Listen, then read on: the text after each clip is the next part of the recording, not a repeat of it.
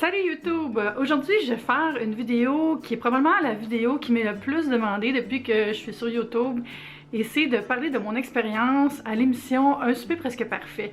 Hashtag USPP pour ceux qui suivent ça sur Twitter pendant que ça joue à tous les soirs de la semaine. Un souper presque parfait, dans le fond, c'est une adaptation d'un concept européen et c'est quelque chose qui a été acheté par plein de pays, qui est fait dans plein de pays. Et ça a commencé ici, je crois que c'est il y a 4 ou 5 ans. Je me rappelle pas exactement c'était quelle année, mais je pense que ça fait 5 ans genre.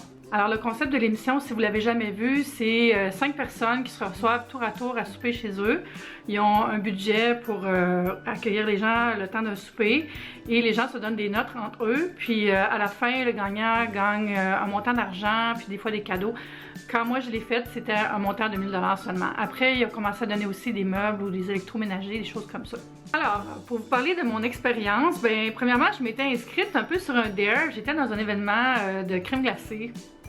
C'est un lancement de crème glacée avec des amis. Puis j'ai un ami qui m'a dit: as-tu entendu parler de la nouvelle émission qu'il va y avoir à AV, un souper presque parfait? Ça a l'air cool, ça a l'air d'une compétition de cuisine, toi t'es foodie, t'aimes ça cuisiner, peut-être que tu serais bonne. Fait que moi j'étais curieuse, puis je suis allée voir en ligne, puis pour voir tout le formulaire pour s'inscrire, il fallait le remplir. Donc j'ai rempli une page, pour voir l'autre page, pour voir l'autre page. Puis rendu à la fin, j'ai fait comme scène. Fait que je l'ai envoyé. Puis quelle ne fut pas ma surprise de me faire appeler pour participer à l'émission. Alors il y a eu une entrevue téléphonique, puis après ils m'ont rencontré en personne, puis après ben ça marchait, là j'étais in.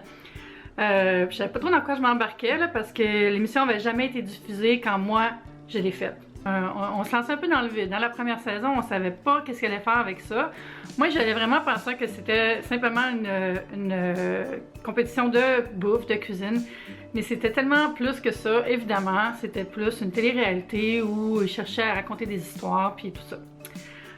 Fait que, la façon que ça fonctionne, c'est qu'on te donne un budget, je crois que c'est 150 $ pour acheter l'épicerie, puis l'alcool, tout ça comme tu veux. Mais si tu veux dépenser plus, tu peux, mais il faut que tu payes de ta poche. Fait que c'est un risque que tu prends. Tu te dis, je vais-tu acheter des bons vins ou tu sais, mettre plus d'argent sur la bouffe pour impressionner? C'est un risque que tu peux prendre. Moi, j'avais vraiment pas l'intention d'aller là pour gagner, honnêtement. Là, je voulais juste vivre l'expérience. On m'avait dit aussi qu'il fallait faire une thématique là, pour son repas. Fait que moi, j'avais choisi Comfort Food. Alors, moi, j'avais préparé du poulet frit avec du za'atar dedans, qui est un mélange d'épices libanais. Puis une poutine aux haricots verts. Puis j'avais fait comme entrée une soupe de tomates rôties avec un mini grilled cheese. Puis une tarte au citron déconstruite. C'était-tu tendance, le 5 ans, les desserts déconstruits. Hein? Donc, c'est ça, la façon que ça fonctionne, c'est que l'équipe de tournage vient chez vous. T'as pas le droit de rien préparer la veille à part genre laver tes légumes. Là. Tu peux pas rien faire d'avance. Fait que t'as 2 heures pour tout préparer. Pendant ce temps-là, l'équipe te parle, puis te pose des questions, tout ça. Fait que c'était vraiment énervant parce que ça m'a pris vraiment du temps à faire les choses. Fait que je capotais un peu là, mais ça s'est bien passé. J'ai eu quelques petits accidents pendant le tournage aussi, mais ça c'était juste drôle là. Donc la façon que ça fonctionne à chaque jour pendant le tournage, c'est qu'en après-midi, ils viennent te montrer c'est quoi le menu que tu vas avoir le soir même. Donc tu l'ouvres puis tu le lis, puis là tu fais tes commentaires. Moi je faisais ça des commentaires parce qu'il y avait de la mangue dans tout, puis je trippe pas sur la mangue. Fait que là c'était comme my thing. Là, à chaque fois fallait que je parle de mangue. Puis après, tu te rends à la location de la personne chez qui tu soupes vers 6 h. Techniquement, tout le monde doit arriver en même temps. Des fois, il y a des gens qui sont en retard, mais pour vrai, moi, tout le monde était tout le temps à l'heure. Puis ils nous font rentrer un après l'autre, comme s'il y avait du temps entre les gens qui arrivent. Mais c'est pour pouvoir prendre le temps de faire les shots, puis de bien organiser l'arrivée des invités. Puis la façon que ça fonctionne, c'est qu'il y a comme l'apéro, est-ce que les gens apprennent à se connaître ou continuent les discussions de la veille si c'est pas la première journée. Puis après, c'est le repas. Puis après, je pense que c'était après l'entrée, puis après le plat principal, on tout arrête, puis il faut aller tourner nos impressions dans une salle à part où le réalisateur nous pose des questions sur le repas, puis aussi sur la dynamique entre les gens. Parce que c'est plus ça qui les intéresse, hein? C'est savoir qu'est-ce que tu penses de l'autre, puis lui qui a dit ça, qu'est-ce que tu en penses, puis créer un petit peu, pas des scandales, là, mais tu sais, ils veulent rendre ça intéressant, c'est normal, je comprends. Moi, ça m'a un peu déçue, par exemple, parce que j'étais avec Valère, puis Jonathan, puis Eric, puis Gabriel. Puis Jonathan et Eric, c'était comme deux têtes fortes qui arrêtait pas d'être chicané, là, puis d'être à couteau tiré. C'était vraiment stressant pour moi, je trouve. Puis Gabrielle aussi, elle était comme mise de côté à cause de ça. Fait qu'ils ont vraiment, dans le storytelling de notre semaine, ils ont vraiment focusé sur les 3 gars qui chicanaient, là. Bon, mais ça a vraiment pogné. On avait battu des codes d'écoute cette semaine-là, mais tu sais, c'était comme la 8e semaine de la première saison, là. Mais j'aimais beaucoup Eric, en fait, parce que c'est comme... C'était weird, en tout cas j'en parlais dans mon épisode, c'est comme un gars qui a un super grand cœur mais qui sait pas comment l'exprimer, puis il est un peu insécure, on va dire, peut-être malgré le fait qu'il a full de talent. Puis il est revenu après, puis Valère aussi. En tout cas, ben, si vous n'avez pas écouté les saisons, c'est pas intéressant ce que je suis en train de dire, là. Mais regardez, je réponds à des questions que les gens m'ont posées, ok? Quelle saison et quel épisode j'étais dans la première saison? Je crois que j'étais la semaine 8. Et malheureusement, les épisodes ne sont plus disponibles en ligne. Alors, surveillez sur Musimax. Moi, je sais que ça a passé 3 fois juste cette année, là, parce qu'ils achètent les mêmes années, là, puis ils passent tout le temps. Puis vous n'avez pas besoin de m'écrire quand ça passe. C'est correct, je vais pas réécouter. Le déroulement d'un épisode, ben, je l'ai un peu dit. Donc, on arrive. Après ça, c'est l'apéro. Après ça, c'est chaque service avec un tournage entre chaque service pour donner notre opinion. Puis à la fin, on donne la note sur l'assiette pour le repas. C'est vraiment bizarre comme feeling, par exemple, surtout quand t'es lundi, là, que t'as pas eu aucune relation avec personne encore, puis là, le monde arrive chez vous, c'est comme bonjour, bonjour, ouais. C'est vraiment weird, là, puis ils s'assoient chez vous, puis t'es comme... Puis là, ils ont poussé les meubles, fait que t'es comme même pas dans ton environnement normal. L'équipe de tournage était installée dans ma chambre avec toute la sono, puis toutes les fils, les affaires, puis ils ont déplacé mes meubles un peu dans mon salon, puis ma salle à manger, pour créer un point de vue fixe pour la caméra fixe, là. Puis vu que je suis dans un loft, c'était un petit peu difficile pour eux autres. Une autre affaire qui est drôle aussi, c'est que si tu as des œuvres d'art sur les murs ou des choses que tu n'as pas les droits signés de l'auteur ou de l'artiste, ils brouillent l'image. C'est un peu bizarre ça aussi, là. Caroline me demande, as-tu réussi à oublier les caméras ou bien en es-tu toujours consciente en cuisinant dans tes interactions? Tout le temps consciente quand tu cuisines. Parce que tu as la caméra, là, la caméra est là, tu sais, tu es en train d'éplucher des carottes, puis ta caméra est là, puis tu es partout, puis moi, pendant mon repas, j'ai glissé sur de l'huile, puis j'ai cassé un pichet, là. Ben, ce qui arrive dans ça, là, c'est pas que le monde vienne t'aider, c'est que toutes les caméras viennent sur toi pour te filmer pendant que tu es à terre, là. Mais il y avait des gens qui sont venus m'aider, qui étaient les invités qui étaient chez moi, donc merci. C'était vraiment gênant d'avoir fait cette gaffe-là, mais en même temps, c'était tellement dans ma personnalité. Je fais tout le temps des gaffes. Après ça, on me demande... en fait, je vais finir de répondre à ça parce que les caméras, on les oublie quand on est à table. Parce qu'il y a juste une caméra fixe avec personne en arrière, puis la caméra mobile qui va dans la cuisine avec la personne qui reçoit les gens ce soir-là. Donc, tu es dans la cuisine, puis tu parles, blablabla. Puis eux, ils voient juste plus tard le footage qu'ils ont pris, là. Par exemple, dans mon épisode, on est chez Gabrielle, puis on parle qu'on va manger un tartare, puis il y a de l'alcool dedans. Puis Jonathan ne boit pas d'alcool, puis là, il y a quelqu'un qui dit, ben là, le tartare, toi, tu vas en manger? Ou... Puis là, il dit, ben l'alcool, ça s'en va à la cuisson. Puis là, moi, je suis comme, ben c'est un tartare, c'est tout sauf cuit, là. Le gars savait pas c'était quoi un tartare. Fair enough, mais tu sais... T'es dans une compétition culinaire, là. Lui, c'est un humoriste, il était vraiment là pour se faire connaître, là. Fait que c'est ça, sur le coup, personne ne savait qu'on avait parlé de ça, mais ça s'est ramassé dans le montage final, parce qu'il y a quelqu'un en arrière qui regarde toutes les rushs, puis qui fait un montage avec ça. Ensuite, comment se sent-on de recevoir les gens?